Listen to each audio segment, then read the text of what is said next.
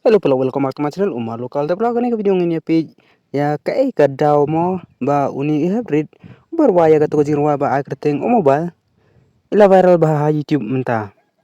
Te parlok ni iba kane ka video la upload ha ka YouTube channel jong wan ba kata kadai ha ka short video. But hadin kata ni iba don ki katokan ni ki YouTuber tiba upload ya kane ka video but kala viral ba. Te pelok kawai ka daw ka ba pinlong ya kani ka video ba kan long viral kalong ba ya kani ka video la upload da uwan ba but ka ba arpat ki lyrics pat ki long ki ba ya dai ba bat ka juk ka ba menta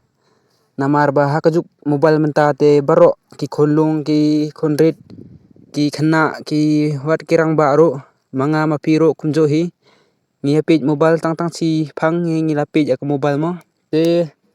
te ka lyrics ro ka best mo ka biang kan ni ka lyrics jong kan ni ka jingwai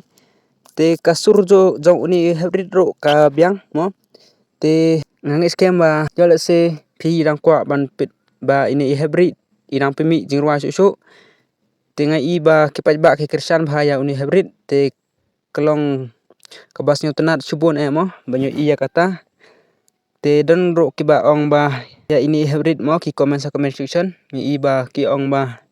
ki suggestion mo ki ong ba kabyang ba lada ini hybrid irwai daga gospel song mo tengi scam ba ini hybrid inang kyu sakmat ha ka sap ka phong ba idon mo ha ka sap rwai jong i te tang ta plok teng in snap ya ka video tang khniat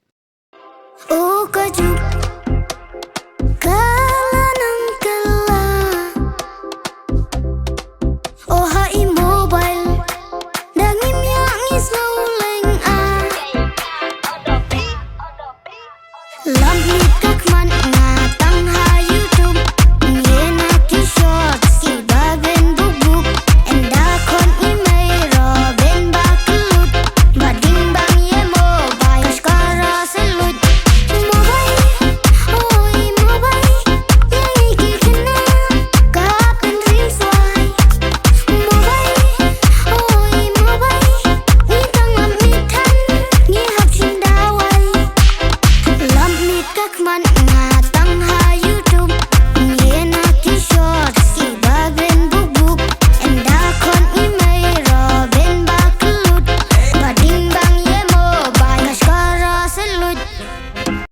te tang kom ta plok saya like akan ka video but share akan ka video but subscribe akan channel jonga lada phim pat depan subscribe but saya comment ha comment section pisutanan em ya ini hybrid but pikwan em ba ini hybrid ba in pinmi jingwa su mo te saya comment te tang kom ta plok kulai sibon